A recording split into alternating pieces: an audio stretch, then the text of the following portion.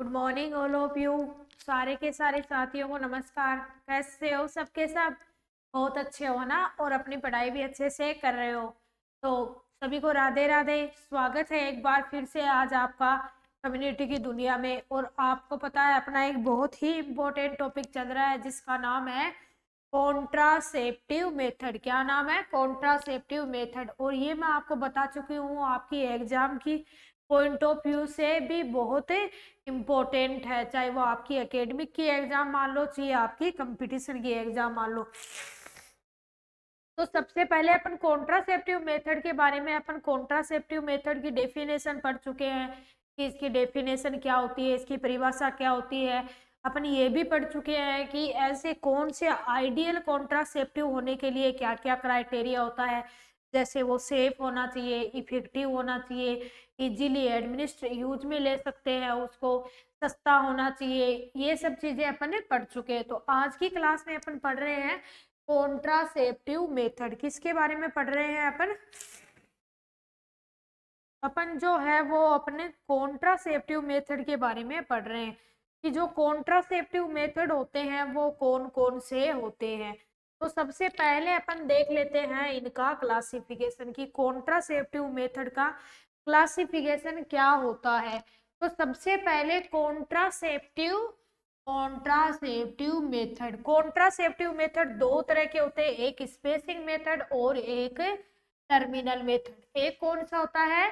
Spacing method और एक terminal method. Spacing method का मतलब ये ऐसा मेथड है कि जिसका यूज अपन दो बच्चों के बीच में स्पेस देने के काम में लेते हैं, दो बच्चों के बीच में इंटरवल देने के काम में लेते हैं। तो ये एक क्या हो गया आपका स्पेसिंग, क्या स्पेसिंग मेथड्स, क्या है स्पेसिंग मेथड्स। और एक क्या है टर्मिनल मेथड्स। क्या होता है जिसको अपन एंड यानी कि अपन अब क्या है अपन टर्मिनेट करने के लिए यूज में लेते हैं। अब अपने को बिल्कुल प्रेगनेंसी नहीं चाहिए, लास्ट एंड फाइनल जो मेथड होता है उसको आप क्या बोलते हो? Terminal method.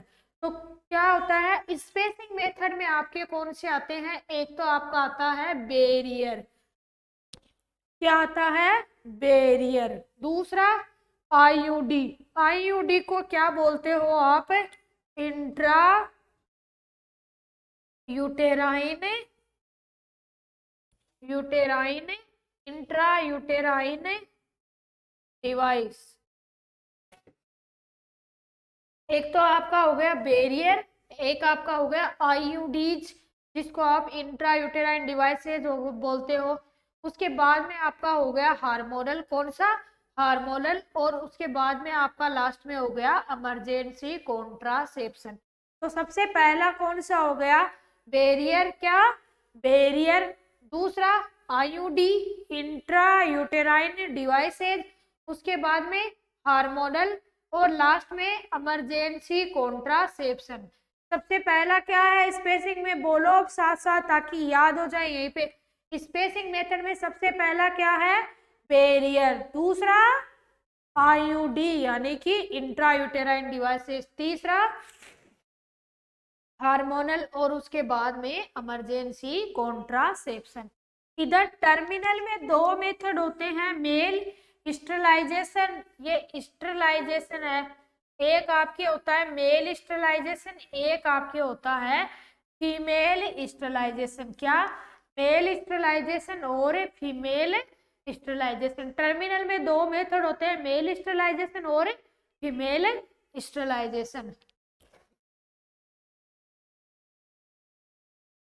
उसके बाद में अपन अब एक एक करके अपन पढ़ रहे हैं कि स्पेसिंग जो मेथड होता है आपका, स्पेसिंग मेथड में कौन कौन से मेथड आते हैं? क्या है ये आपका स्पेसिंग मेथड। क्या है? Spacing method. और स्पेसिंग मेथड के अंदर कौन सा आता है? एक आपका होता है रिदम मेथड, एक आपका होता है बैरियर मेथड, एक आपका होता है केमिकल मेथड और एक आपका होता है इंट्रा यूटेराइन कॉन्ट्रासेप्टिव डिवाइसेज। क्या होता है? एक आपका होता है रिदम मेथड। क्या? Rhythm method. और उसके बाद में कौन सा होता है? Barrier method. और बाद में केमिकल मेथड और बाद में इंट्रायूटेराइन कॉन्ट्रासेप्टिव डिवाइसेज, यानी कि IUCDs क्या होती है? Intrauterine contraceptive devices. क्या है? Rhythm method, barrier method, chemical method और इंट्रायूटेराइन कॉन्ट्रासेप्टिव डिवाइसेज। उसके बाद में अपन पढ़ते हैं, एक एक करके पढ़ते हैं कि जो अपन ने पढ़ चुके हैं अपन पीछे कि जो रिदम मेथड होता है वो कौन सा होता है? स्पेसिंग मेथड होता है। तो अब अपन इसके अंदर देख रहे हैं कि आपका जो रिदम मेथड होता है वो कौन सा होता है। तो रिदम मेथड को आप क्या बोलते हो? कैलेंडर मेथड या शेप पीरियड मेथड या नेचुरल मेथड। यानी कि ये क्या होता है? Calendar method. इसको जो आपका रिदम मेथड होता है इसका दूसरा नाम होता है calendar method, safe period method और natural method. Calendar method, safe period method और नेचुरल मेथड, ये तीन नाम होते हैं किसके? रिदम मेथड के। उसके बाद में आपका होता है depend on time of ovulation. ये किसके ऊपर डिपेंड होता है? Time of ovulation. जो आपका ओव्यूलेशन का जो टाइम होता है उसके ऊपर ये निर्भर करता है। उसके बाद में इसमें क्या इसका क्या फिजियोलॉजी होती है कि डेंजरस पीरियड कौन सा होता है? Ovulation occurs on 14 day and ovum viable for 48 से 72 घंटे। यानी कि ओवुलेशन आप सब अच्छी तरीके से जानते हो कि ओवुलेशन कब होता है। ओवुलेशन जो होता है वो आपका 14 डेज पर होता है। ठीक है, 14 डेज पर ओवुलेशन होता है। और जो ओवम आपका कितने हावर्स तक वायबल रहता है? 48 से 72 हावर्स तक आपका ओवम जो होता है वो क्या रहता है? वायबल, यानी कि जीवित रहता है। ओवम कितने दिन जीवित रहता है? 48 से 72 आवर्स तक ओवम जीवित रहता है। And sperm remain alive for 24 से 48 आवर। स्पर्म क्या है? 24 से 48 आवर तक जिंदा रहता है। तो pregnancy occurs if coitus occur in this period.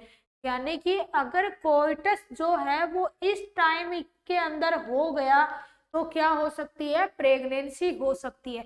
इसलिए इसको क्या मानते हैं अपन? डेंजरस पीरियड मानते हैं। यानी कि अपन ये देख रहे हैं कि 14 डेज तो ओवुलेशन होगा, ठीक है। अब 14 डेज ओवुलेशन हुआ है लेकिन वो ओवम 48 से 72 घंटे तक जिंदा रहेगा। और जो आपका स्पर्म है वो 24 से 48 घंटे तक जिंदा रहेगा। अगर प्रेगनेंसी इस टाइम के अंदर हो गई तो सॉरी, इस टाइम के अंदर अगर कोइटस हो गया तो प्रेगनेंसी हो सकती है। यानी कि ये क्या है? ये एक डेंजरस पीरियड है। क्या है ये? डेंजरस पीरियड है। इसको एक डेंजरस पीरियड माना जाता है। इसलिए ये जो आपका रिदम मेथड, कैलेंडर मेथड और शेप पीरियड और नेचुरल मेथड क्या होता है कि जो ये डेंजरस पीरियड है इसके अंदर कोइटस नहीं करना है क्योंकि इसमें अवॉइड प्रेगनेंसी हो सकती है। इसलिए जो ये कैलेंडर मेथड किसके ऊपर निर्भर करता है कि जो डेंजरस पीरियड होता है उसके अंदर सेक्सुअल एक्टिविटीज को अवॉइड करना है ताकि प्रेगनेंसी से बचा जा सके। तो रिदम मेथड को क्या बोलते हो आप? रिदम मेथड का दूसरा नाम क्या होता है? Calendar method. Calendar method, safe period method और नेचुरल मेथड। कौन कौन सा? Calendar method, safe period method और नेचुरल मेथड। इसको आप इन नामों से जानते हो। और ये किसके ऊपर निर्भर करता है? Time of ovulation. जो टाइम ऑफ ओवुलेशन होता है उसके ऊपर ये निर्भर करता है। और डेंजरस पीरियड क्या होता है? 14वें दिन ओवुलेशन होता है और 48 से 72 घंटे तक ओवम जिंदा रहता है और 24 से 48 घंटे तक स्पर्म जिंदा रहता है। इसलिए इस टाइम में जो आपकी कोइटस है वो नहीं करना है।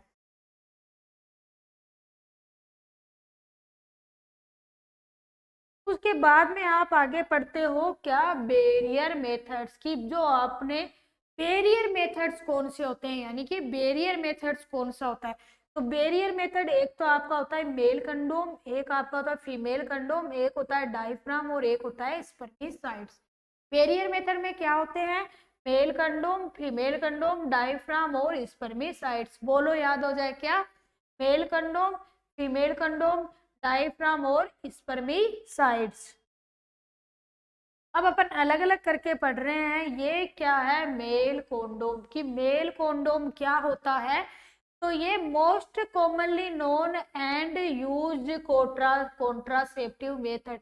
ये क्वेश्चन पूछा जा सकता है कि जो आपका मोस्ट कॉमनली यूज्ड और मोस्ट कॉमनली नोन क्या है, most commonly known and most commonly used contraceptive method कौन सा होता है, मेल कोंडोम। ये आपके एग्जाम में भी क्वेश्चन आ सकता है।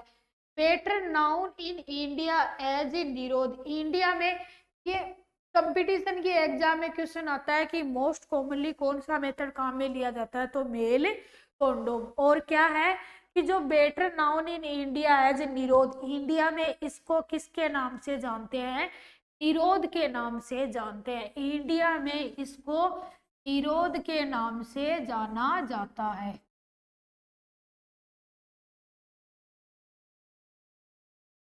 उसके बाद में क्या है, अपन देख रहे हैं एडवांटेज ऑफ मेल कोंडोम की। जो मेल कोंडोम है उसके एडवांटेज, यानी कि मेल कंडोम जो होता है उसके एडवांटेज यानी कि उसके लाभ क्या क्या होते हैं। तो एडवांटेज क्या होता है, सबसे पहले इजी टू यूज। अपन ने पढ़ा था आइडियल कॉन्ट्रासेप्शन के लिए यूज में इजी, जो यूज ले रहे हैं वो इजीली यूज होना चाहिए। तो क्या है, इजी टू यूज। ये क्या है, मेल कोंडोम इजीली यूज कर सकते हैं। तो एक तो ये क्या है, इजी टू यूज है, इजीली इसको यूज कर सकते हैं। दूसरा, नो साइड इफेक्ट, इसका कोई साइड इफेक्ट नहीं है। उसके बाद में सेफ एंड इनएक्सपेंसिव, सेफ है, सुरक्षित है। और क्या है, सबसे पहले तो क्या है, ये सरल तरीका है, यानी कि इजीली यूज कर सकते हैं, कोई इसका साइड इफेक्ट नहीं है। सेफ एंड इनएक्सपेंसिव यानी कि सुरक्षित है, और सुरक्षित के साथ साथ क्या है, इनएक्सपेंसिव यानी कि सस्ता भी होता है।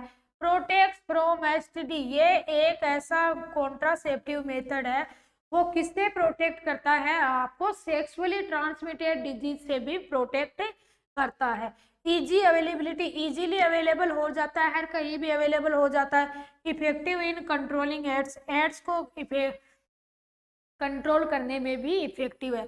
तो सबसे पहला एडवांस क्या है, easy to use, easily use कर सकते हैं। नो साइड इफेक्ट, कोई भी साइड इफेक्ट नहीं है। सेफ एंड इनएक्सपेंसिव, सुरक्षित भी है और सस्ता भी है। उसके बाद में एसटीडी से भी बचाता है और इजीली मिल जाता है, और एड्स के लिए कंट्रोल करने में भी इफेक्टिव होता है। उसके बाद में अगला आप पढ़ रहे हो क्या, डिसएडवांटेज। की भाई आपने एडवांटेज तो पढ़ लिए, लेकिन इसके डिसएडवांटेज यानी कि इसके दुष्प्रभाव क्या होते हैं। तो मे स्लीप ऑफ और टीयर डूरिंग सेक्सुअल इंटरकोर्स। एक तो ये क्या होता है, मे स्लीप ऑफ, या तो ये फिसल जाता है, या फिर टीयर ऑफ, या फिर फट जाता है। कब, सेक्सुअल इंटरकोर्स के टाइम पे। तो जो सीमन है वो आपकी क्या है, वेजाइना के अंदर चला जाएगा और प्रेगनेंसी हो सकती है। और क्या है, some complaint of reduced sexual pleasure. की कुछ कंप्लेन ऐसी भी आती है कि ये जो सेक्सुअल प्लेजर होता है उसको भी कम करता है। और इसकी फेलियर रेट क्या होती है, 2 से 3% होती है। तो क्या है, एक तो क्या है, एक तो ये फिसल सकता है या फिर फट सकता है सेक्सुअल इंटरकोर्स के टाइम पे। और क्या है, सेक्सुअल जो प्लेजर होता है उसको भी थोड़ा कम करता है। फेलियर रेट क्या है, 2 से 3%। ये आपका क्या है, फीमेल कंडोम। ये किसका डायग्राम है, फीमेल कंडोम का डायग्राम होता है। उसके बाद में अपन देखते हैं फीमेल कंडोम। फीमेल कंडोम को क्या बोलते हो आप, फीमेल कंडोम का अदर नेम क्या होता है, फीमेल कंडोम या फेमिडोम। क्वेश्चन आ सकता है आपकी कंपटीशन की एग्जाम में कि फेमिडोन किसको बोलते हैं, फेमिडोन किसको बोलते हैं। फेमिडोन किसका नाम होता है, फीमेल कंडोम का ही नाम होता है। तो फीमेल कंडोम को आप क्या बोलते हो, फेमिडोम बोलते हो। तो this is the latest and simple means of birth control specially made for women. कि ये क्या है, ये अभी लेटेस्ट में आया है, ये भी नया ही आया है। एंड सिंपल, एक सरल तरीका है बर्थ कंट्रोल के लिए, जो कि महिलाओं के लिए बना है। उसके बाद में female condom protects woman against pregnancy and STIs. ये आपकी जो फीमेल कंडोम है ये एक महिला को प्रेगनेंसी से भी बचाता है और सेक्सुअल ट्रांसमिटेड डिजीज से भी बचाता है। भाई अब इतने दिन ये था कि अगर मेल कंडोम जो होता है अगर मेल यूज में लेगा तो वो तो क्या है सेक्सुअली ट्रांसमिटेड डिजीज से बच जाएगा, लेकिन एक फीमेल के लिए क्या श्योरिटी है? तो फीमेल के लिए भी फीमेल कंडोम है, इससे भी एसटीडी से बचा जा सकता है। Femidom is 34% more successful than male condom. कि आप ये मत सोचना कि आपने हाँ फेमिडोन का नाम सुना हुआ नहीं है, इतना अपन नहीं सुनते हैं जनरली भाषा में, लेकिन ये 34% ज्यादा सक्सेसफुल है किससे? मेल कंडोम से। यानी कि जो मेल कंडोम होता है उससे 34% ज्यादा सक्सेसफुल है क्या? Female condom. Female condom is a sheet of pouch made of thin transparent soft plastic. ये किससे बना होता है? एक पाउच होती है, एक पाउच की सी शीट होती है जो जो आपके ट्रांसपेरेंट और सॉफ्ट प्लास्टिक से बना हुआ है। उसके बाद में अपन देख सकते हैं इसके मेराइट्स क्या? मेराइट्स यानी कि advantage of a female condom. जो फीमेल कोंडोम होता है उसके एडवांटेज क्या क्या होते हैं? तो सबसे पहला एडवांटेज क्या होता है? Control by woman prevents both pregnancy और एसटीडी। यानी कि ये एक महिला को प्रिवेंट करता है किससे? एड्स से और एसटीडी सेक्सुअली ट्रांसमिटेड डिजीज से क्या करता है? एक फीमेल को प्रिवेंट करता है। दूसरा क्या है? Less chances of allergic reaction. जो एलर्जिक रिएक्शन होती है उसके भी थोड़े कम चांसेज रहते हैं। जो मेल कंडोम होता है उससे एलर्जिक रिएक्शन होती है, इससे थोड़े कम चांस रहते हैं एलर्जिक रिएक्शन के। It can be use during menstruation. इसका ये फायदा है कि इसको आप जो आपका मेनिस्ट्रेशन जो मेनिस्ट्रल साइकिल आता है उसके अंदर भी यूज में इसको ले सकते हैं। उसके बाद में क्या है? More comfortable to men. ये एक जो मेन होता है, मेल होते हैं उनके लिए भी कंफर्टेबल होता है। और नो साइड इफेक्ट, कोई भी साइड इफेक्ट नहीं है, कोई भी एलर्जी नहीं है, कोई भी कॉन्ट्रा इंडिकेशन नहीं। पहला एडवांटेज क्या है? एसटीडी से बचाएगा। दूसरा क्या है? एलर्जिक रिएक्शन कम होगी। तीसरा क्या है? मेनिस्ट्रेशन में यूज में ले सकते हो। मोर कंफर्टेबल है, कोई साइड इफेक्ट नहीं है, कोई एलर्जिक रिएक्शन नहीं है और कोई भी कॉन्ट्रा इंडिकेशन नहीं है। उसके बाद में अपन पढ़ते हैं कि इसके डिसएडवांटेज क्या होते हैं, कि इसके दुष्प्रभाव क्या होते हैं। तो सबसे पहला क्या है? एक्सपेंसिव। एक्सपेंसिव यानी कि ये थोड़ा महंगा होता है। क्या होता है? एक आइडियल कॉन्ट्रासेप्टिव के लिए अपन ने पढ़ा था क्या होना चाहिए? इनएक्सपेंसिव यानी कि सस्ता होना चाहिए, लेकिन ये क्या होता है? एक्सपेंसिव होता है। कैसे होता है? थोड़ा महंगा होता है। It is now available in India but widely availability Europe and USA. ये अभी इंडिया के अंदर भी अवेलेबल होने लग गया, लेकिन ये ज्यादा कहाँ पे अवेलेबल होता है? यूएसए के अंदर और यूरोप के अंदर अवेलेबल होते हैं। यानी कि क्या है? ये इजीली अवेलेबल नहीं होता है जैसे कि मेल कंडोम अवेलेबल होता है। दूसरा क्या है? It is costly in India. ये इंडिया में थोड़ा क्या है? कॉस्टली है। डिफिकल्टी इन इंसर्शन, इसको यूज करने में भी डिफिकल्टी है। भाई अपन ने जो अपन ने क्राइटेरिया पढ़े थे आइडियल कॉन्ट्रासेप्शन के, वो सारे ही इसमें क्या है? कम हो रहे हैं। एक्सपेंसिव भी है, महंगा भी है, इजीली मिलता भी नहीं है, कॉस्टली भी है और इजीली एडमिनिस्टर भी नहीं कर सकते। उसके बाद में अपन देख रहे हैं क्या? डायफ्राम की आप। उसके बाद में अपन ने पढ़ा था ना कि अपन डायफ्राम के बारे में पढ़ रहे हैं कि एक आपका होता है डायफ्राम। तो अपन देख रहे हैं कि डायफ्राम क्या होता है।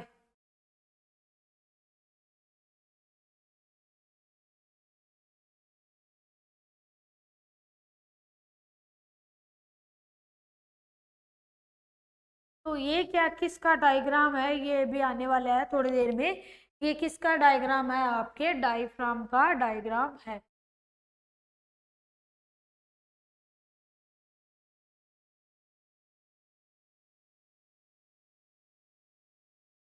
चलो पहले इसका अपन डिस्क्रिप्शन पढ़ लेते हैं कि डायफ्राम आप किसको बोलते हो। तो डायफ्राम क्या है?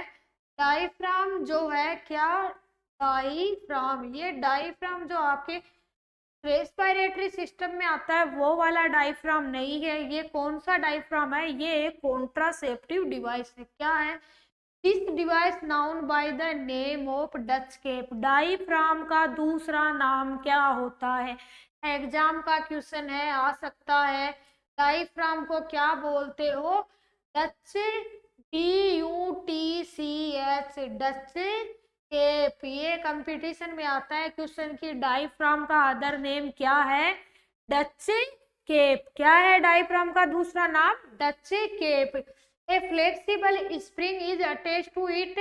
It is shallow soft rubber cap. Size varies from 5 से 10 सेंटीमीटर इन डायमीटर। यानी कि ये क्या होता है? ये एक हार्ड नहीं है, फ्लेक्सिबल है, फ्लेक्सिबल हो सकती है। और क्या है? एक सेलो सॉफ्ट रबर केप है। जैसे अपनी रबर केप होती है ना, वो थोड़ी ऐसे सेलो होती है, सॉफ्ट होती है, वैसे ही क्या है, डायफ्राम होता है। It has more disadvantage and only one advantage, and that is reducing the pregnancy. Diaphragm के बहुत सारे क्या है, डिसएडवांटेज होते हैं। बस इसका एक ही एडवांटेज है कि हाँ ये प्रेगनेंसी से तो बचा देगा, लेकिन क्या है, इसके डिसएडवांटेज बहुत ज्यादा होते हैं। ए डॉक्टर, नर्स और trained person is needed to insert in the vagina. It can be used immediately after the delivery. यानी कि डायफ्राम को इंसर्ट करने के लिए एक डॉक्टर और नर्स की जरूरत पड़ती है, आप खुद इसको इंसर्ट नहीं कर सकते हो। ठीक है, तो सबसे पहला तो क्या है, डायफ्राम का दूसरा नाम क्या है? Dutch cap. इसको डच केप बोलते हैं। और ये क्या होती है? ये एक फ्लेक्सिबल रबर की केप होती है, सेलो यानी कि थोड़ी हाथ सी होती है इसके अंदर। और क्या है, इसके बहुत सारे डिसएडवांटेज है, बस एक ही एडवांटेज है कि ये प्रेगनेंसी से बचाता है। उसके बाद में क्या है, इसको वेजाइना के अंदर आप इंसर्ट कर सकते हो इमीडिएटली। ये आपके डायफ्राम का डायग्राम हो गया। ये क्या है? ये जैसे डायफ्राम का, ये क्या है? डायफ्राम। ये देखो, ये ऐसे केप सी ऐसे क्या है, ये आपके डायफ्राम का डायग्राम है। ये क्या है? Diaphragm. Various birth control methods such as diaphragm and spermicides. ये क्या है? डायफ्राम। ये इसके ऊपर जैसे केमिकल है, तो ये क्या है? Spermicide, to prevent sperm and egg meeting. उसके बाद में अपन पढ़ रहे हैं डायफ्राम के एडवांटेज की। डायफ्राम के एडवांटेज क्या होते हैं? तो एडवांटेज क्या है? It's use free from any risk and medical Contra indication. कि इसको क्या है, डायफ्राम को आप फ्रीली यूज कर सकते हो। कैसे? कि क्या है, free from any risk and medical Contra indication. की जो आपका डायफ्राम होता है वो, उसका कोई भी तो रिस्क नहीं होता है, कोई भी उसका मेडिकल कॉन्ट्रा इंडिकेशन नहीं होता है, इसको आप यूज कर सकते हो। उसके बाद में क्या है, जैसे अपन कई जैसे OCP वगैरह होती है, हार्ट वाले पेशेंट को नहीं दी जाती है। कुछ कुछ बहुत सी ऐसे जो होती है उनकी क्या है, कॉन्ट्रा इंडिकेशन होते हैं। लेकिन जो डायफ्राम जो होता है उसका कोई भी कॉन्ट्रा इंडिकेशन नहीं होता है मेडिकली। डिसएडवांटेज, इसके दुष्प्रभाव क्या होता है? Some woman having a diaphragm in a vagina can irritate the bladder causing an infection. कि अगर वेजाइना के अंदर डायफ्राम है तो क्या करता है, ये आपके ब्लेडर को इरिटेट करता है। आपके जो यूरिनरी ब्लेडर होता है, जो यूरिनरी ब्लेडर जो होता है उसको क्या करता है, इरिटेट करता है। और यूरिनरी जो ब्लेडर होता है उसका इन्फेक्शन भी हो सकता है। किसके कारण? डायफ्राम से। तो डायफ्राम से क्या है, आपको एक तो डिसएडवांटेज इसका क्या है, इससे क्या है, यूरिनरी ब्लेडर का इन्फेक्शन हो जाता है। उसके बाद में some woman find the spermicide messy या डर्टी। कि कुछ वुमन है जिनको जो स्पर्मिसाइड आते हैं वो थोड़े डर्टी और मेसी टाइप के लगते हैं। उसके बाद में क्या है, some woman are allergic to rubber और स्पर्मिसाइड। कुछ जो महिलाएं होती हैं उनको क्या है, एलर्जिक रिएक्शन भी होती है इनसे।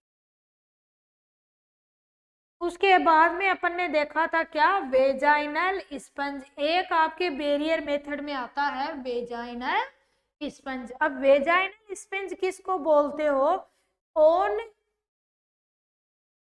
On ancient method of birth control is placing a sponge soaked in vinegar और olive oil in the vagina. Vaginal sponge क्या होता है कि एक स्पंज होता है जिसको क्या रखा जाता है, वेजाइना के अंदर रखा जाता है, सोक्ड विथ, किसके अंदर भिगोकर? विनेगर सॉल्यूशन में और ऑलिव ऑयल के अंदर भिगोकर। यानी कि वेजाइनल स्पंज क्या है, ये एक तरह का स्पंज ही होता है।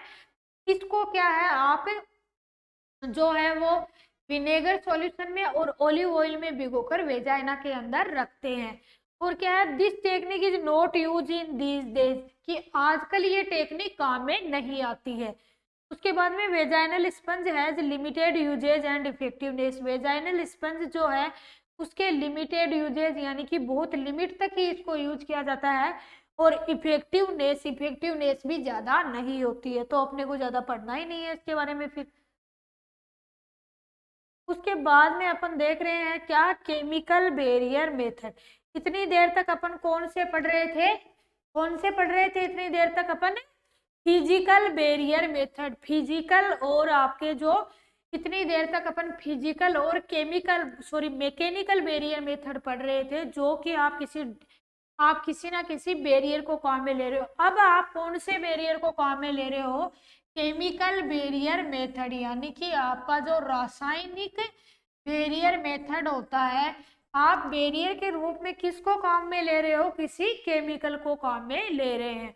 तो a number of chemical barrier method are available for contraception, कि बहुत सारे केमिकल जो होते हैं वो आपके कॉन्ट्रासेप्शन के लिए अवेलेबल होते हैं, कि बहुत सारे ऐसे केमिकल होते हैं जिनसे कि प्रेगनेंसी प्रिवेंट होती है। These are the chemical contraceptive which are placed in vagina. और ये केमिकल कॉन्ट्रासेप्टिव कहाँ प्लेस किए जाते हैं, वेजाइना के अंदर प्लेस किए जाते हैं। The chemical present in the device destroy the sperm, these substance are surface acting agent. ये क्वेश्चन है कि जो केमिकल जो कॉन्ट्रासेप्टिव होते हैं वो क्या काम करते हैं, आपके जो केमिकल कॉन्ट्रासेप्टिव होते हैं वो स्पर्म को डिस्ट्रॉय करते हैं, स्पर्म को किल करने का काम करते हैं, ताकि क्या है, फर्टिलाइजेशन नहीं होता। Some chemicals contraceptive which are used in vagina there are, कि ये क्या है, आपके केमिकल कॉन्ट्रासेप्टिव मेथड है। एक तो क्या होता है, फोम टेबलेट्स या फोम एरोजोल्स। क्या होता है, फोम टेबलेट्स और foam aerosols. A few drop of water are poured it and then inserted into the vagina, कि ये जो फोम टेबलेट्स होती है उसके अंदर कुछ पानी की ड्रॉप्स डाल दी जाती है, फिर क्या है, वेजाइना के अंदर इंसर्ट कर दिया जाता है। Foam is produce which spread in all parts of vagina. जो फोम होता है ना, वो ऐसे केमिकल प्रोड्यूस करता है जो कि वेजाइना के पूरे पार्ट में स्प्रेड हो जाएंगे, और जो स्पर्म आएगा वो क्या हो जाएगा, किल हो जाएगा, डिस्ट्रॉय हो जाएगा। तो क्या है, फोम टेबलेट्स या फोम एरोजोल किसको बोलते हो, कि कुछ पानी की जो बूंदे हैं वो फोम के जो केमिकल के बने हुए होते हैं उनके अंदर डाल दी जाती है, उसके बाद वेजाइना में पुट कर दिया जाता है। फिर क्या करता है, वो फोम जो होता है वो हर जगह पे उस केमिकल को फैला देता है। उसके बाद में अपन देख रहे हैं क्रीम, जेली एंड पेस्ट। और क्या होता है आपका, cream, jelly and paste. Cream, jelly and paste में क्या होता है, jelly is supplied with an applicator which is like a syringe and screw. Jelly जो होता है ना, वो जेली जो होती है जैसे चिपचिपा सा जो सबस्टांस होता है, वो उसको किससे सप्लाई की जाती है वेजाइना के अंदर, या तो कोई एप्लीकेटर लेके उसको वेजाइना के अंदर लगा दिया जाता है उस जेली को, या फिर किसी सिरिंज की सहायता से उस जेली को लगा दी जाती है वेजाइना में। जेली कंटेन्स क्लोरामाइन्स टी और फेनिल मेरकुरिक एसीटेट। जेली के अंदर क्या होता है, क्लोरामाइन्स टी और फेनिल मर्क्यूरिक एसीटेट। उसके बाद में आपके आता है सपोसिट्रीज एंड सोल्यूबल फिल्म्स। क्या आती है, सपोसिट्रीज एंड सोल्यूबल फिल्म्स। आपको पता है सपोसिट्रीज किसको बोलते हैं, सपोसिटरीज किसको बोलते हैं? जो सेमी सॉलिड यानी कि थोड़ी सॉलिड है और थोड़ी सॉफ्ट टाइप की होती है। जो सेमी सॉलिड राउंड जो टेबलेट होती है, ऐसे राउंड सी होती है, जो सेमी सॉलिड राउंड टेबलेट्स होती है, उनको आप क्या बोलते हो? सपोसिटरीज बोलते हो। किसको बोलते हो? सपोसिटरीज। जो सेमी सॉलिड राउंड टाइप की जो टेबलेट होती है उसको आप क्या बोलते हो? सपोसिटरीज बोलते हो। तो सपोसिटरीज एंड सोल्यूबल फिल्म्स के अंदर क्या आती है? They are also inserted into the vagina by the woman for contraceptive. Suppositories भी क्या की जाती है? ये भी वेजाइना के अंदर इंसर्टेड की जाती है।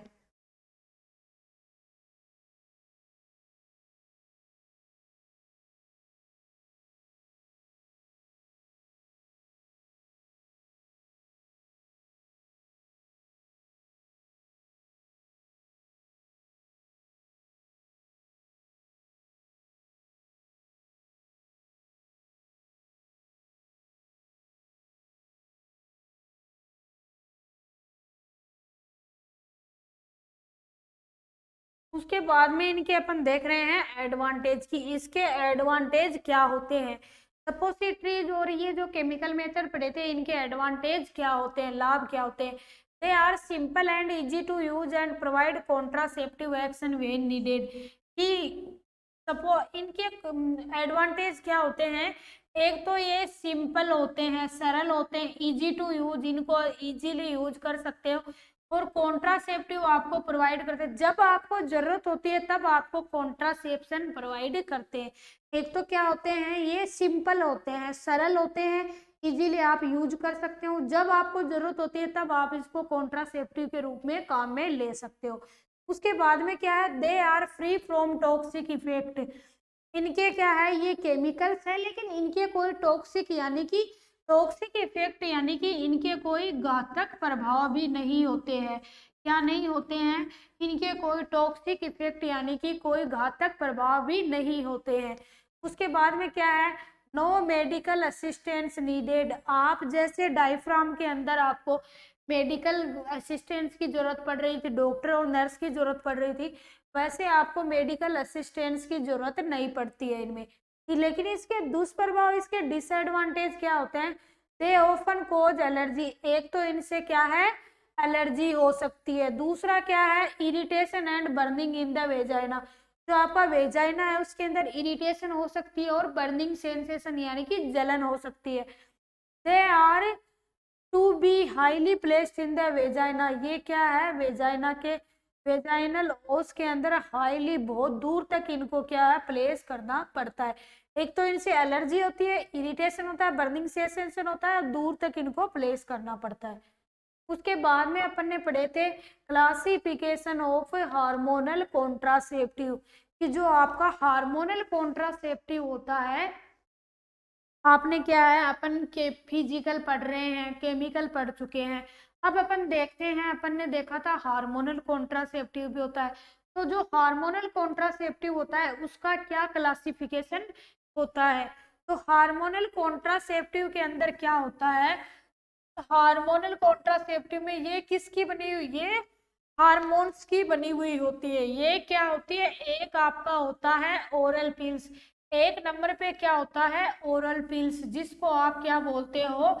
ओसीपी बोलते हो, यानी कि ओरल कॉन्ट्रासेप्टिव पिल्स। क्या बोलते हो? ओसीपी बोलते हो, ओरल कॉन्ट्रासेप्टिव पिल्स।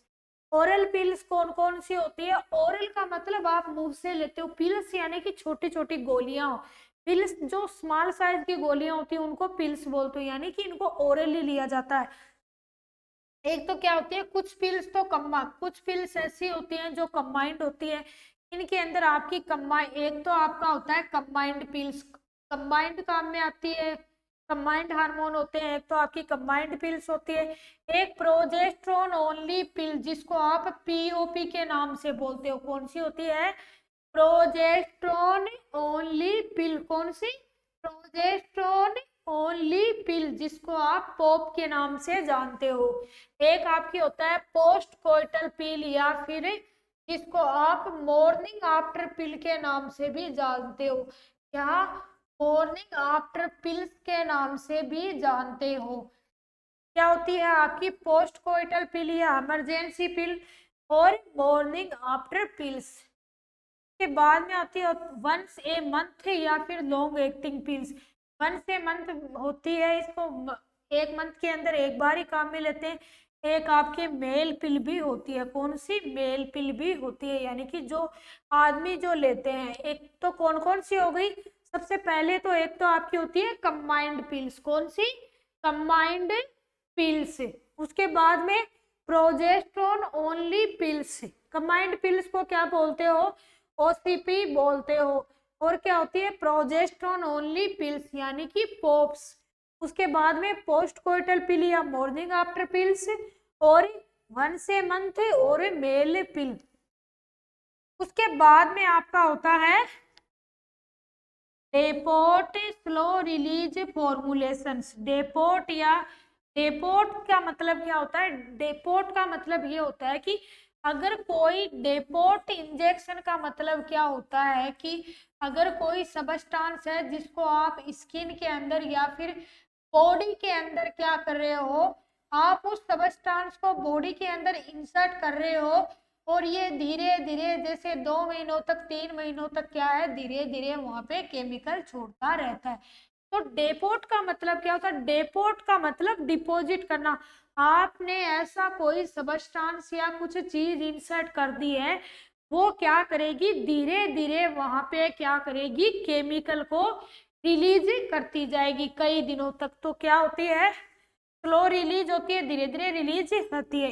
एक तो क्या होती है डेपोट इंजेक्टेबल, एक तो डेपोट के क्या है इंजेक्शन लगते हैं। सबक्यूटेनियस इम्प्लांट आपकी डर्मिस के नीचे इम्प्लांट सबक्यूटेनियस टिश्यू में इनको इम्प्लांट किया जाता है। एक आपकी वेजाइनल रिंग होती है। तो एक तो डेपोट में क्या होता है इंजेक्शन आता है, एक आपकी सबक्यूटेनियस इम्प्लांट होती है और एक आपका वेजाइनल रिंग्स होता है। उसके बाद में अपन पढ़ रहे हैं कि हार्मोनल मेथड। हार्मोनल मेथड में क्या होता है, हार्मोनल मेथड क्या होते हैं, these method are most effective method of contraceptive. Most effective method कौन सा होता है कॉन्ट्रासेप्टिव का, आपको जवाब देना है हार्मोनल मेथड। क्या है, these are most effective method of contraceptive. क्या, these are most effective method of a contraceptive की मोस्ट इफेक्टिव मेथड कौन सा होता है कॉन्ट्रासेप्टिव का, तो वो होता है hormonal method. Hormonal contraceptive refers to birth control method that act as endocrine system. कि हार्मोनल कॉन्ट्रासेप्टिव के अंदर बर्थ कंट्रोल मेथड होता है, लेकिन ये क्या है, ये अपने एंडोक्राइन सिस्टम के ऊपर, भाई आपको पता है हार्मोन तो अपने एंडोक्राइन सिस्टम के ऊपर ही फर्क पर इफेक्ट डालते हैं। तो हार्मोन क्या करते हैं अपने एंडोक्राइन सिस्टम के ऊपर इफेक्ट डालते हैं। उसके बाद में in this synthetic progesterone and estrogen are used. Hormone के अंदर क्या होते हैं सिंथेटिक यानी कि संश्लेषित प्रोजेस्टेरोन और एस्ट्रोजन होते हैं, बाहर बनाए हुए प्रोजेस्टेरोन और एस्ट्रोजन होते हैं। तो हार्मोन के अंदर कौन कौन से हार्मोन हार्मोन काम में लिए जाते हैं, एक तो आपका प्रोजेस्टेरोन और एक एस्ट्रोजन।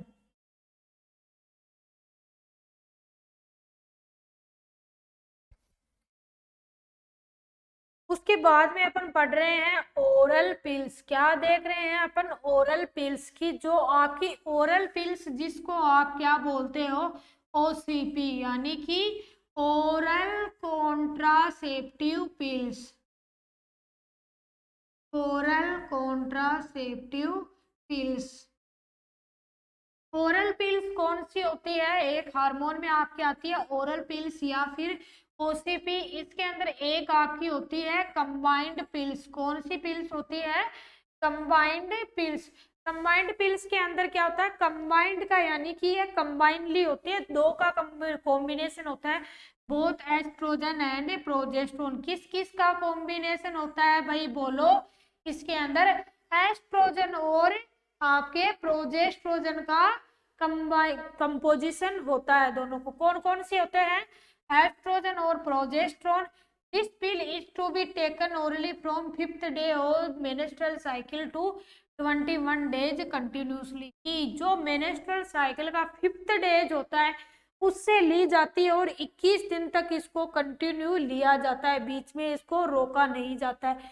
आपके क्वेश्चन आ सकता है, एग्जाम में क्वेश्चन आता है कौन से दिन से स्टार्ट की जाती है, पहले दिन से, दूसरे दिन से, तीसरे दिन से और 5वें दिन से।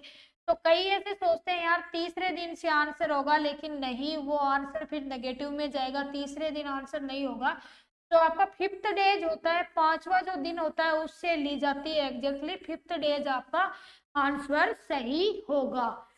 उसके बाद में after this there is break और rest period of 7 days during which cycle is begun regain. उसके बाद में 7 दिन तक कुछ नहीं लिया जाता है जब तक साइकिल दोबारा से नहीं आ जाए।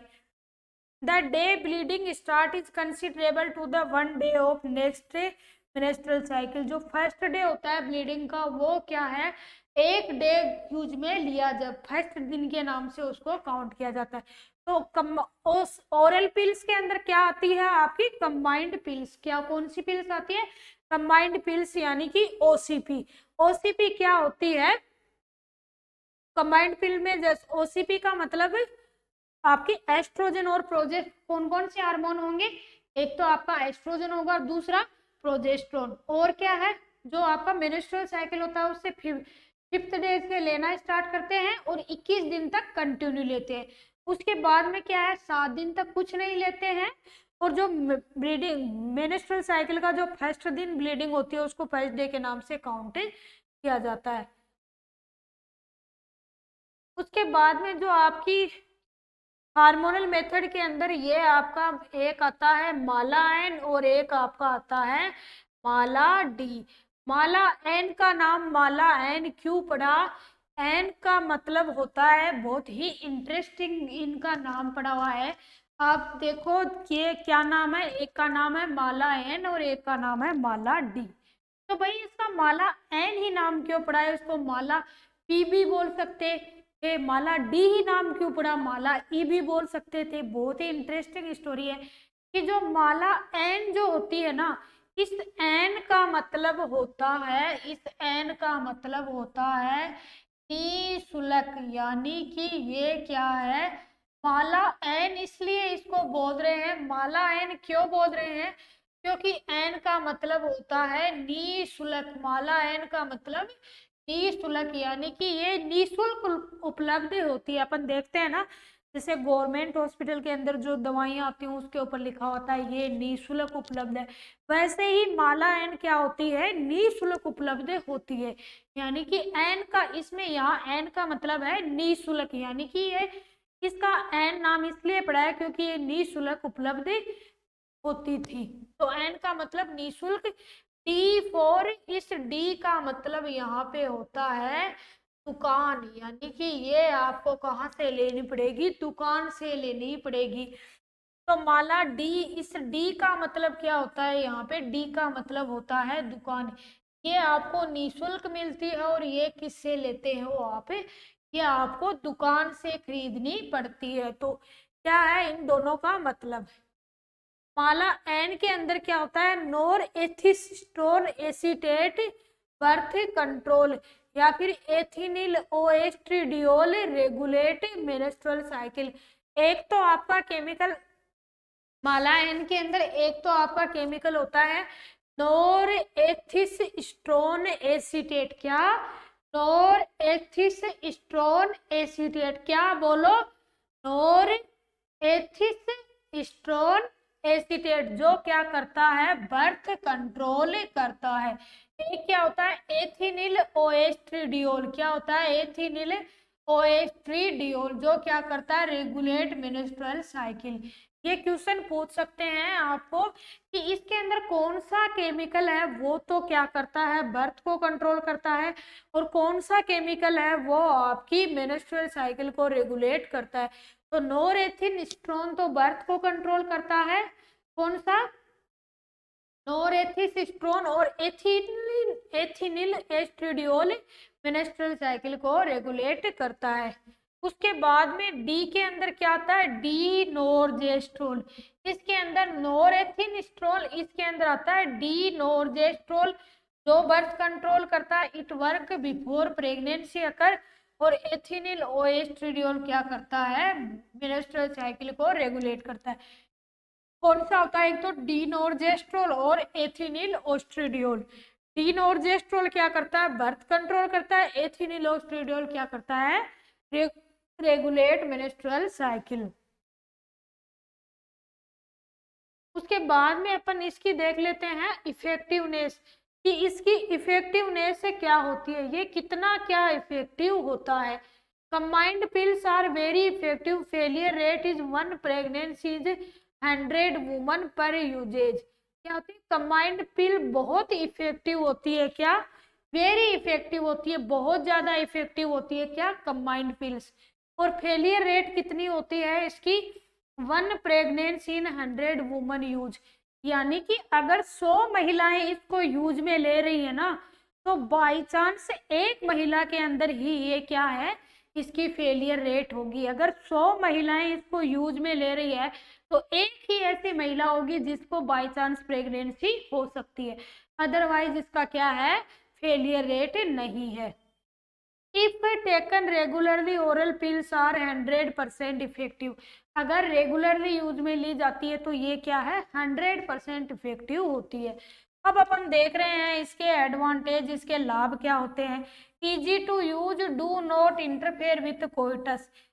जो आपने पढ़ा था, जो आपका कोंडोम होता है वो सेक्सुअल प्लेजर को अपन ने देखा था इंटरफेयर करता है, लेकिन ये जो ओसीपी क्या होती है, इजी टू यूज, आप इजीली इनको ले सकते हो। सेक्सुअल प्लेजर में भी इसका इंटरफेयर नहीं होता है। Reduce the risk of anaemia, anaemia की रिस्क को भी कम करती है, क्योंकि इसके अंदर 7 गोली किसकी होती है, फेरस सल्फेट की होती है। तो 7 टेबलेट्स की जो 7 जो रेड कलर की टेबलेट्स होती है, वो किसकी होती है, फेरस सल्फेट की टेबलेट होती है। इसलिए एनीमिया के चांसेस भी थोड़े कम होते हैं। Free from side effect, side effect नहीं होते हैं। Fertility returns soon after stopping oral pills, यानी कि ये रिवर्सिबल भी है। एक तो आप इजीली ले सकते हो, एनीमिया की रिस्क को कम करती है, साइड इफेक्ट नहीं होता है। ये अगर आप, जब आपको प्रेगनेंसी चाहिए तब आप इसको बंद करोगे तो आपको क्या है, फिर से क्या है, आप प्रेग्नेंट हो सकते हो। उसके बाद में इसके डिसएडवांटेज क्या है, डिसएडवांटेज इसका ये है भाई, डिसएडवांटेज क्या है इसका, डिसएडवांटेज ये है कि एक तो ये nausea, vomiting, dizziness and headache करता है। तो ओसीपी का जो क्वेश्चन आता है कि प्राइमरी डिसएडवांटेज क्या होता है, सबसे पहले जो साइड इफेक्ट क्या होता है, वो आपका होता है नोजिया, वोमिटिंग। आंसर आपका होगा नोजिया, वोमिटिंग। नोजिया वोमिटिंग करता है क्या, ओसीपी। तो नोजिया वोमिटिंग आंसर होगा।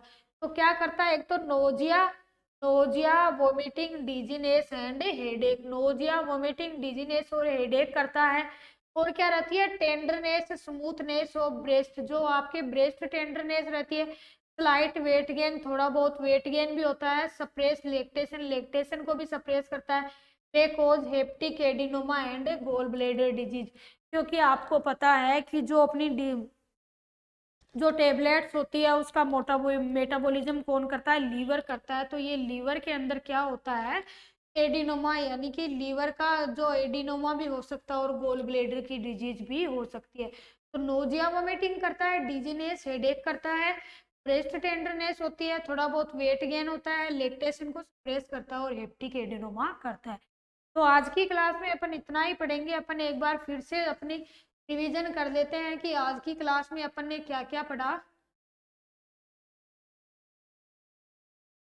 तो आज की क्लास में अपन ने सबसे पहले देखा था क्या, कि अपने जो कॉन्ट्रासेप्टिव जो मेथड होता है उसका क्लासिफिकेशन क्या होता है। सबसे पहले अपन ने क्या पढ़ा था, कॉन्ट्रासेप्टिव मेथड का क्लासिफिकेशन। तो एक आपके होता है स्पेसिंग मेथड, और एक आपका होता है टर्मिनल मेथड। बोलो देखिए फटाफट कौन सा होता है, अरे बोलो साथ साथ में ताकि आपको याद हो जाए कौन सा होता है। एक आपका होता है स्पेसिंग मेथड, और एक आपका होता है टर्मिनल मेथड। स्पेसिंग मेथड और टर्मिनल मेथड। स्पेसिंग में कौन सा आता है? बैरियर, आईयूडी, हार्मोनल और इमरजेंसी कॉन्ट्रासेप्टिव। क्या बोलो? बैरियर, आईयूडी, हार्मोनल और इमरजेंसी कॉन्ट्रासेप्टिव और टर्मिनल में मेल एंड फीमेल स्टरलाइजेशन। उसके बाद में स्पेसिंग मेथड में अपन ने पढ़े थे, स्पेसिंग मेथड में कौन कौन से होते हैं? आपका rhythm method, barrier method, chemical method और intrauterine contraceptive devices. Rhythm method, barrier method, chemical method और इंट्रायूटेराइन डिवाइसेस। उसके बाद में आपने पढ़ा था जो रिदम मेथड होता है उसको आप क्या क्या बोलते हो? Calendar method, safe period method और नेचुरल मेथड। क्या बोलते हो? Calendar method, safe period method और नेचुरल मेथड। और ये किसके ऊपर डिपेंड होता है? ये टाइम ऑफ ओव्यूलेशन पे डिपेंड होता है। जो डेंजरस पीरियड होता है 14 डेज पे ओव्यूलेशन होता है, और आपको इसके अंदर ये मानते हैं, इसके अंदर डेंजरस पीरियड जो मेंस्ट्रुअल साइकिल का आपका होता है, वो जैसे आप इसके अंदर 11 से लेके जो 21 दिन या 20 दिन का जो आप 21 दिन मान लो, जो 21 डेज का जो टाइम होता है उसको आप क्या काउंट करते हो? डेंजरस पीरियड के अंदर काउंट करते हो, और इसको इसके अंदर कोइटस को क्या करना है? अवॉइड करना है। के बाद में बैरियर मेथड में male condom, female condom, diaphragm और स्पर्मिसाइड्स। मेल कॉन्डोम क्या है? मोस्ट कॉमनली यूज कॉन्ट्रासेप्टिव है, इंडिया में निरोध के नाम से जाना जाता है। एडवांटेज क्या है? इजीली यूज कर सकते हैं, कोई भी साइड इफेक्ट नहीं है, सेफ है, सस्ता है, एसटीडी से प्रिवेंट करता है, इजीली अवेलेबल हो जाता है। उसके बाद में डिसएडवांटेज क्या है? स्लीप हो सकता है, हट सकता है, टीयर ऑफ हो सकता है, और कुछ क्या है? सेक्सुअल प्लेजर को भी थोड़ा बहुत इंटरफेयर करता है। ये क्या है? Female condom. फीमेल कॉन्डोम को क्या बोलते हो? फेमिडोम। ये क्या है? अभी लेटेस्ट में आया है, और क्या है? सिंपली यूज कर सकते हैं। फीमेल कॉन्डोम महिलाओं को क्या है? एसटीडी से बचाता है, और 34% ज्यादा सक्सेसफुल होता है मेल कॉन्डोम से, और ये एक प्लास्टिक का और सॉफ्ट ट्रांसपेरेंट होता है। एडवांटेज क्या होता है? ये अब महिलाओं को एड्स और एसटीडी से बचाता है, एलर्जिक रिएक्शन के कम चांस रहते हैं, इसको आप मेंस्ट्रुअल के टाइम पे भी यूज कर सकते हो, कंफर्टेबल होता है, और साइड इफेक्ट नहीं होता है, एलर्जी कंडीशन नहीं होती है। डिसएडवांटेज क्या है? एक्सपेंसिव है, महंगा होता है। अभी क्या है, इंडिया के अंदर भी अवेलेबल होने लग गया है, लेकिन ज़्यादा यूएसए और यूरोप में होता है ये अवेलेबल, कॉस्टली होता है और डिफिकल्टी होती है इंसर्शन में। ये क्या है? डायफ्राम। डायफ्राम क्या होता है? डायफ्राम का दूसरा नाम क्या होता है? Dutch cap. किस नाम से जानते हो आप? डच केप से नाम से जानते हो। एक रबर की केप बनी हुई होती है। डिसएडवांटेज क्या है इसका? कि बहुत सारे डिसएडवांटेज होते हैं, बस एक डिसएडवांटेज होता है कि ये प्रेगनेंसी से बचाता है। उसके बाद में डॉक्टर या नर्स की जरूरत पड़ती है इसको लगाने के लिए। एडवांटेज क्या है? कि इसका कोई भी रिस्क नहीं है, कोई भी कॉन्ट्राइंडिकेशन नहीं है। डिसएडवांटेज क्या है? ये आपके ब्लैडर का इन्फेक्शन भी कर सकता है, और जो स्पर्मिसाइड होते हैं वो मेसी और डर्टी भी लगते हैं, और एलर्जिक रिएक्शन भी होती है। उसके बाद में वेजाइनल स्पंज। वेजाइनल स्पंज क्या होती है? जिसको विनेगर और ऑलिव ऑयल के अंदर भिगो करके वेजाइना के अंदर इंसर्ट किया जाता है, ये आजकल इतना नहीं यूज होता है। उसके बाद में chemical barrier method. Chemical barrier method क्या होते हैं? केमिकल्स भी बहुत ज्यादा होते हैं जिनकी वजह से कॉन्ट्रासेप्शन होता है। तो कौन कौन से केमिकल होते हैं? केमिकल कैसे क्या काम करते हैं? केमिकल जो होते हैं वो स्पर्म को किल करने के काम में आते हैं। फोम टेबलेट्स और फोम एरोजोल होती हैं, जिसके अंदर कुछ पानी की ड्रॉप डाल के उस फोम को वेजाइना के अंदर रखा जाता है, फिर वो फोम पूरी जगह पे केमिकल को रिलीज कर देता है, जिससे वो स्पर्म है वो किल हो जाएगा। क्रीम, जेली एंड पेस्ट होता है। क्रीम और जेली जो पेस्ट होती है उसको या तो किसी एप्लीकेटर से या फिर सिरिंज से वेजाइना के अंदर डाला जाता है, और जेली के अंदर क्लोरामाइन्स टी और फेनिलिन मर्क्यूरिक एसीटेट होता है। सपोजिटरीज एंड सोल्यूबल फिल्म्स होती है, इनको भी वेजाइना के अंदर रखा जाता है। उसके बाद में इसके एडवांटेज क्या आता है? इनको इजीली यूज में ले सकते हो, और वो कॉन्ट्रासेप्टिव का जब आपको जरूरत पड़ती है तब आपको कॉन्ट्रासेप्टिव प्रोवाइड करते हैं, और टॉक्सिक इफेक्ट नहीं होता है, कोई भी मेडिकल असिस्टेंस की जरूरत नहीं पड़ती है। डिसएडवांटेज क्या है? एक तो ये एलर्जी करते हैं, और बर्निंग सेंसेशन से करते हैं वेजाइना के अंदर। के बाद में अपन ने पढ़ा था जो हार्मोनल पिल्स होती है उनका हार्मोनल कॉन्ट्रासेप्टिव होती है उनका क्लासिफिकेशन पढ़ा था। तो 1 नंबर पे आपकी आती है कौन सी, ओरल पिल्स। बोलो कौन सी, ओरल पिल्स। ओरल पिल्स में सबसे पहले आपकी आती है कंबाइंड पिल्स। कौन सी पिल्स आती है, कंबाइंड पिल्स। उसके बाद में प्रोजेस्टेरोन ओनली पिल्स, जिसको आप किस नाम से जानते हो, पोप्स के नाम से जानते हो। और पोस्ट कोइटल पिल या मॉर्निंग आफ्टर पिल, 1 से मंथ पिल और मेल पिल। उसके बाद में डेपोट या स्लो रिलीज आते हैं, जिसके अंदर आपके इंजेक्शन भी आते हैं, सबक्यूटेनियस इम्प्लांट में आते हैं, और वेजाइनल रिंग्स भी आती है। हार्मोनल मेथड में अपन ने पढ़ा था कि hormonal method most effective method होता है कॉन्ट्रासेप्टिव का। मोस्ट इफेक्टिव मेथड कौन सा होता है, हार्मोनल मेथड। और हार्मोनल जो मेथड वाली जो होते हैं वो आपके एंडोक्राइन सिस्टम पे इफेक्ट डालते हैं। और हार्मोनल मेथड पे प्रोजेस्टेरोन और एस्ट्रोजन होते हैं। अपन ने पढ़ा था सबसे पहले ओरल पिल्स। कौन सी, ओरल पिल्स। ओरल पिल्स में सबसे पहले क्या आती है, कंबाइंड पिल्स। कंबाइंड पिल्स के अंदर क्या होती है, एस्ट्रोजन और प्रोजेस्टेरोन दोनों होते हैं। ये क्या है, 5th डे से लेना स्टार्ट करते हैं और 21 दिन तक लगातार लिया जाता है इनको, और 7 दिन तक इसके बाद में कुछ नहीं लिया जाता है। उसके बाद में एक अपन ने पढ़ा था माला एन, जिसका नाम है नोरएथिस्टोन एसीटेट और एथिनिल ओएस्ट्रिडियोल। नोरएथिस्टोन एसीटेट क्या करता है, बर्थ कंट्रोल करता है, और एथिनिल ओएस्ट्रिडियोल मेंस्ट्रुअल साइकिल को रेगुलेट करता है। इधर माला डी के अंदर क्या होता है, डी नोर्जेस्ट्रोल जो बर्थ कंट्रोल करता है, और एथिनिलियोस्ट्रिडियोल जो मेंस्ट्रुअल साइकिल को रेगुलेट करता है। इफेक्टिवनेस इसकी क्या होती है, अगर 100 महिलाएं यूज में ले रही हैं तो ले दे के सिर्फ 1 महिला के अंदर ही इसके अंदर फेलियर रेट रहती है। उसके बाद में एडवांटेज क्या है, इजीली यूज कर सकते हो, कोई भी कोइटस में इफेक्ट नहीं डालेगा ये, जो एनीमिया के चांस कम रहते हैं, साइड इफेक्ट से फ्री है, फर्टिलिटी आप वापस ला सकते हो यानी कि रिवर्सिबल है। डिसएडवांटेज क्या है, नोजिया, वोमिटिंग, डिजीनेस, हेडेक होता है।